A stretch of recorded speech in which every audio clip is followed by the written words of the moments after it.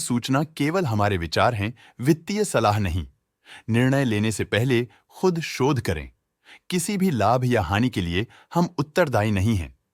आज हम देख रहे हैं मनप्पुरम फाइनेंस लिमिटेड के 2024 Q1 की standalone financial performance. Starting with the sales, company का year over year sales growth around 20.95% रहा, मगर पिछले क्वार्टर से इसमें 7.47% का इंक्रीज आया है। Expenses 9.77% quarter on quarter increase हो गए हैं, जो साल भर का 18.58% के राइज के साथ अलाइन करता है। क्वार्टरली सेल्स के कंपैरिजन में एक्सपेंसेस इंक्रीज होना दिखाता है कंपनी ने एक्सपेंसेस मैनेज करने के लिए स्ट्रगल किया। हालांकि कंपनी ने एनुअली अच्छा परफॉर्म किया। ऑपरेटिंग प्रॉफिट, जो पिछले साल के कंपैरिजन में 21.91% up high quarter on quarter around 6.6% increase हुआ। Operating profit margin OPM annual basis पे 0.57% से इंक्रीज हुआ है, मगर क्वार्टरली ऑपरेटिंग प्रॉफिट मार्जिन -0.59% से डिक्रीज हुआ है। एक्सेप्शनल आइटम्स को ऐड करके अदर इनकम पिछले क्वार्टर के कंपैरिजन 297.24% बढ़ गई, बावजूद इसके कि ईयरली ग्रोथ 28.55% है।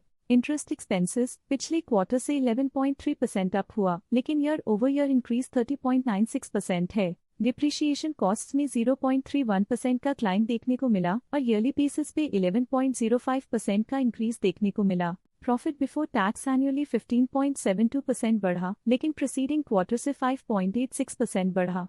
इस साल कंपनी ने 25.68% टैक्स पे किया और क्वार्टरली कंपनी ने 25.72% टैक्स पे किया। नेट प्रॉफिट ने ईयर ऑन ईयर 59.67% का इंक्रीज दिखाया, लेकिन लास्ट क्वार्टर से 2.86% का इंक्रीज हुआ है। इस क्वार्टर में कंपनी का परफॉर्मेंस ठीक रहा, ऑपरेशनल एफिशिएंसी में कुछ सुधार हुआ है। अर्निंग्स पर शेयर EPS में साल भर में 0.71 का इंक्रीज देखा गया, लेकिन क्वार्टरली में 2.76% की बढ़ोतरी भी नजर आई। इस क्वार्टर में कंपनी का EPS ठीक रहा, ऑपरेशनल एफिशिएंसी में कुछ सुधार हुआ। साल का EPS ठीक रहा, कुछ ग्रोथ और एफिशिएंसी इंप्रूवमेंट्स के साथ।